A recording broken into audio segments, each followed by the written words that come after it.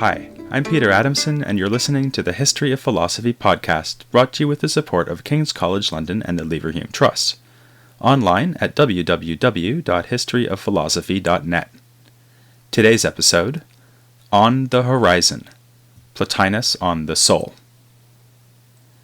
Wouldn't it be fun to invite an assortment of ancient philosophers to a screening of The Wizard of Oz?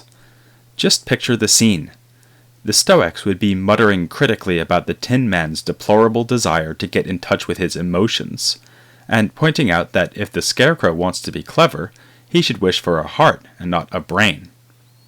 Aristotle would be sitting at the back, taking notes on the winged monkeys for his zoological writings.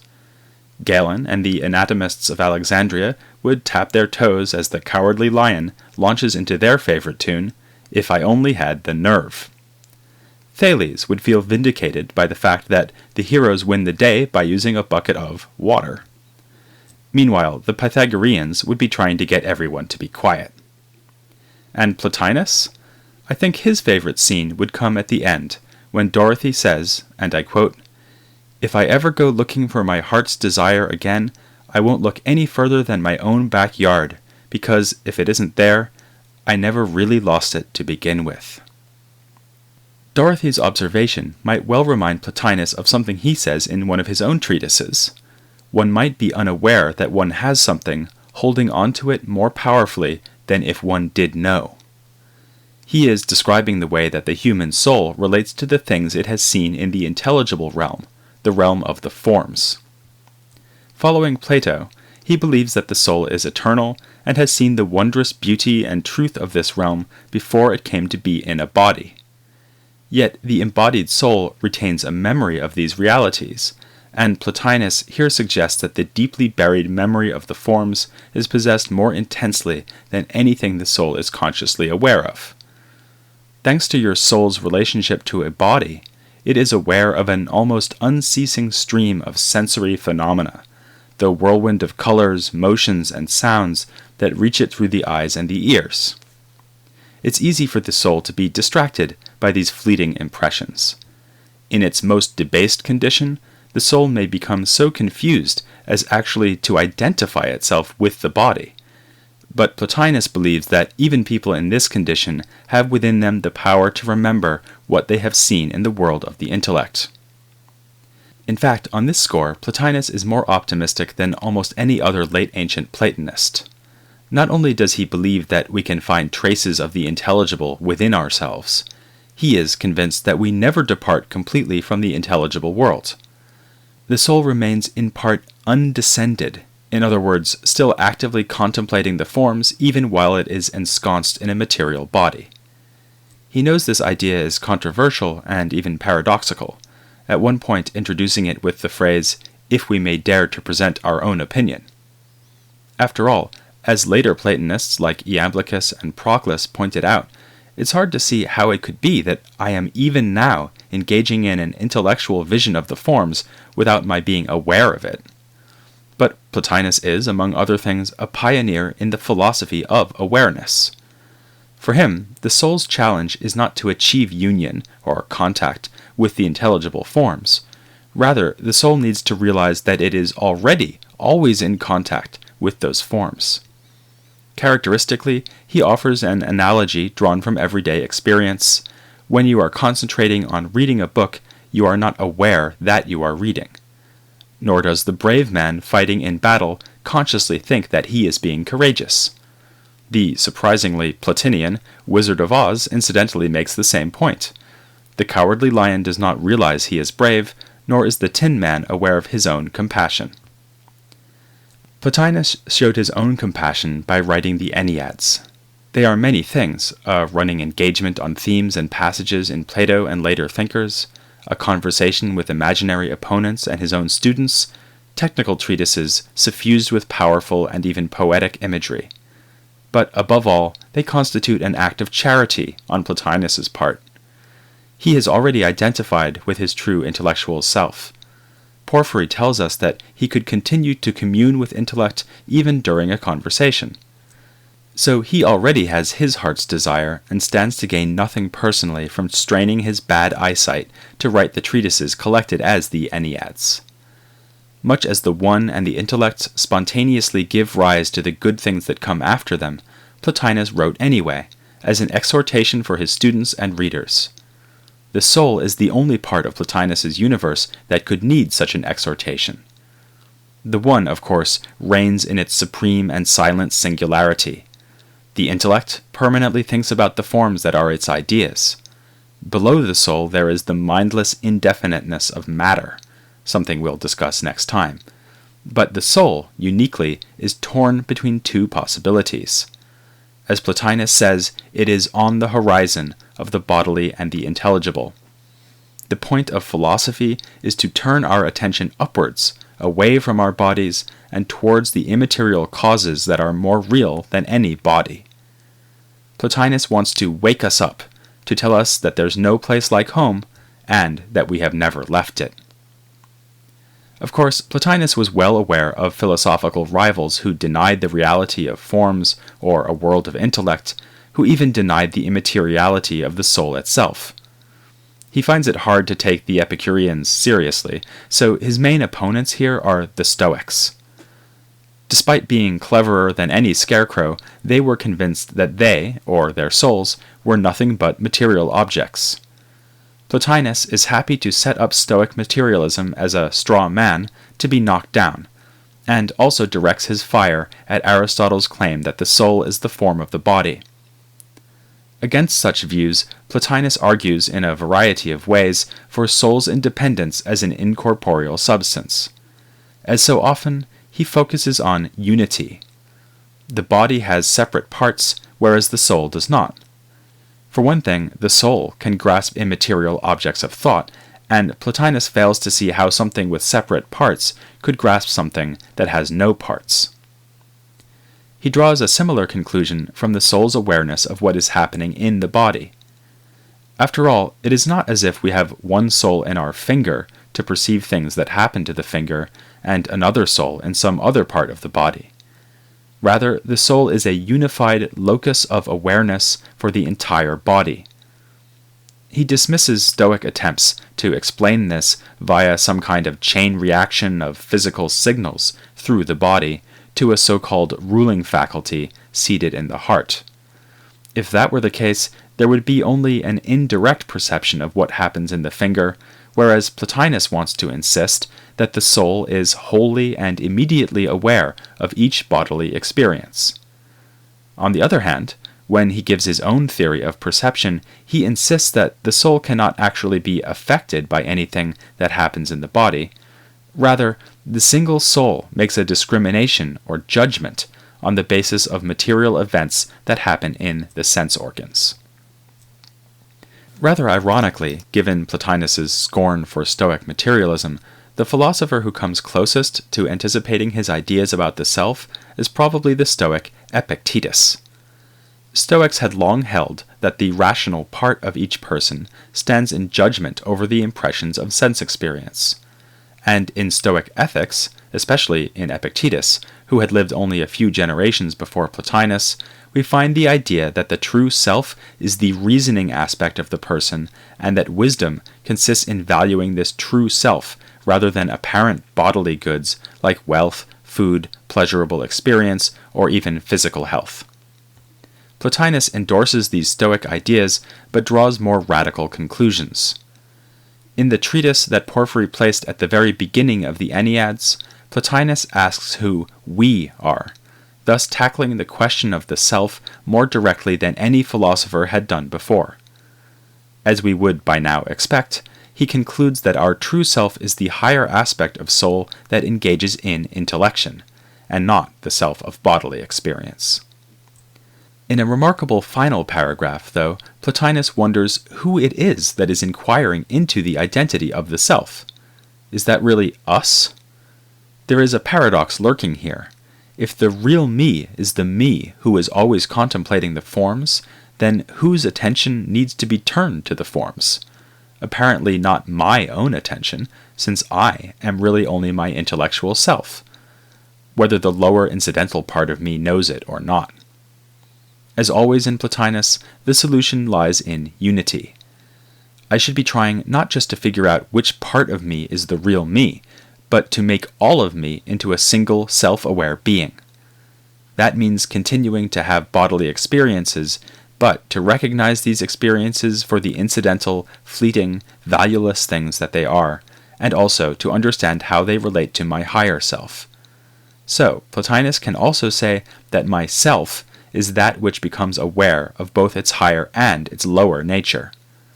The goal is to integrate and unify these two aspects by doing some philosophy and thus obeying the Delphic command, know thyself. Does this mean that the soul has no nature of its own, by which it is distinguished from both body and intellect? Or is it nothing but a center of attention that can look up or down? For all his talk of soul as existing on a horizon, Plotinus does think that some activities exist properly at the level of soul. Above all, the activity of discursive reasoning, in Greek dianoia. He sharply distinguishes this kind of thinking from the intellection or noesis that we find in the case of intellect or nous. Whereas nous grasps all possible objects of knowledge all at once, it is characteristic of soul to think first about one thing, then about something else. Those of us who find it hard to think about even one thing at a time may find this impressive enough.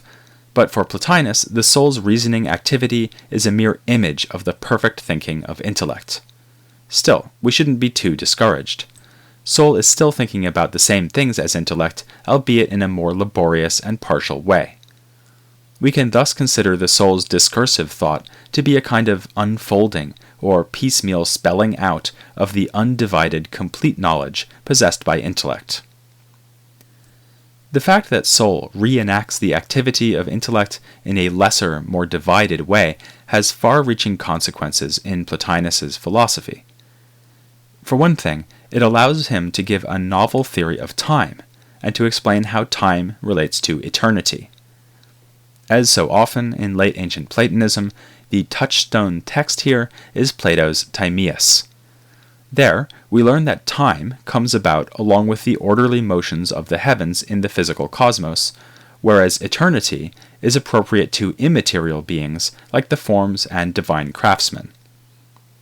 Plato also has Timaeus say that time is the moving image of eternity. With his distinction between the all-at-once activity of intellect and the one thing after another activity of soul, Plotinus is able to explain Plato's remarks as follows. Eternity is, as he says, the life of intellect. It is simply a name for the way that forms are all simultaneously and permanently grasped in the intellect's contemplation. Time is, correspondingly, the life of soul. Since we are souls, we have an intimate experience of time as we go through our sequential thought processes. To say that our thinking is discursive is, indeed, just to say that it happens in time.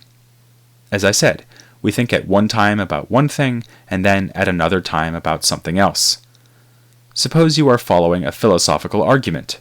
You consider each premise in turn, and then see that a conclusion follows from these premises. Or consider the more homely example of listening to this podcast. You aren't thinking about the ideas I'm trying to explain all at once, but one idea after another. First, you pondered the Wizard of Oz. Then you contemplated the undescended soul. And now you're wondering what to have for dinner because you've stopped paying attention.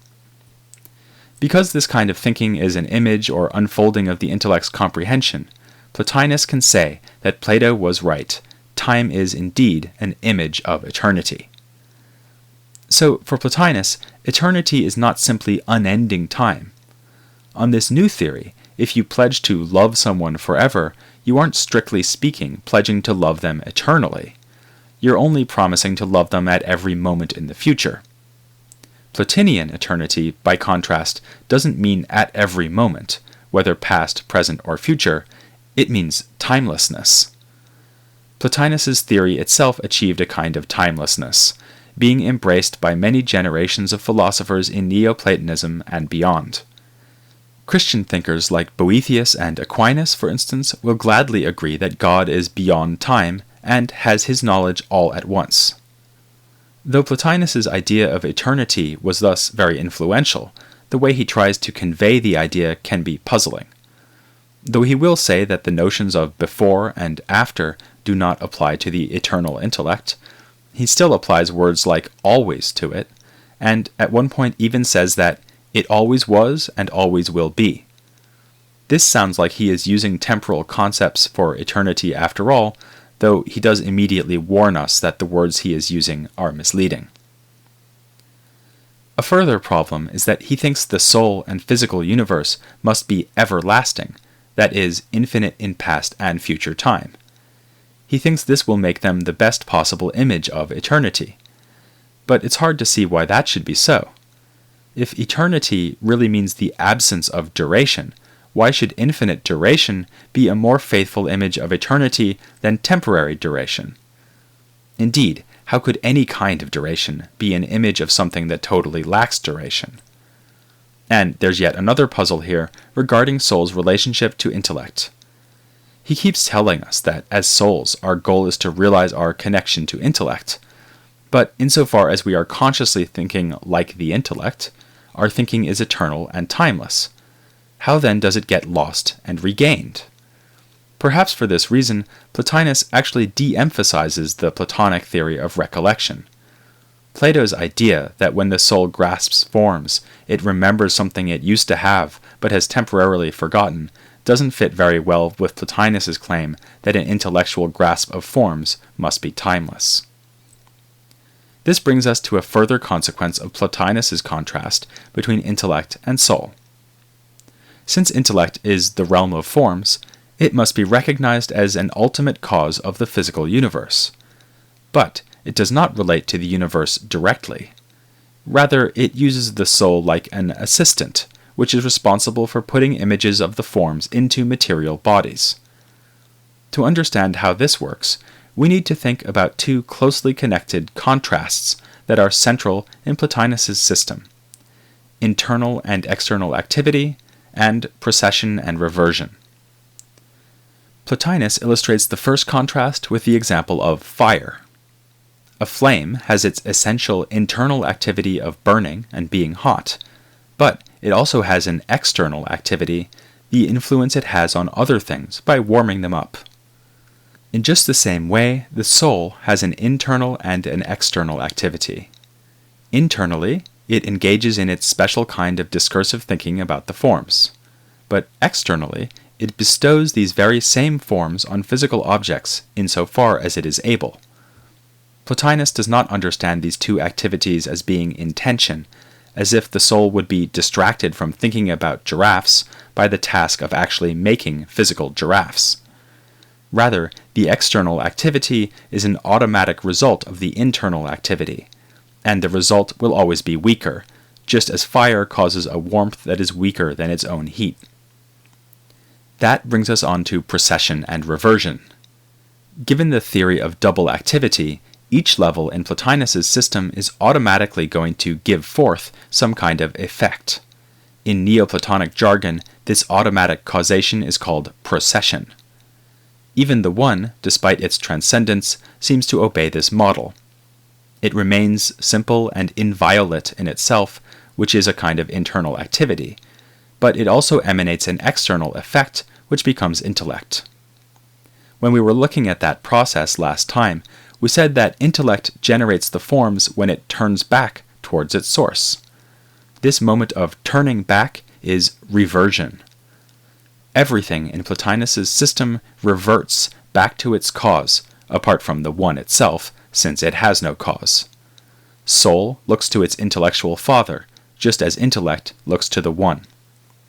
If precession is leaving home, reversion is coming back and asking Mom to do your laundry. But inevitably, we wind up doing the laundry ourselves, and not as well either. We mix the dark and the light fabrics. Intellect doesn't quite get back to the One, and has to perform an activity of its own, internally contemplating the many forms, and externally giving rise to soul.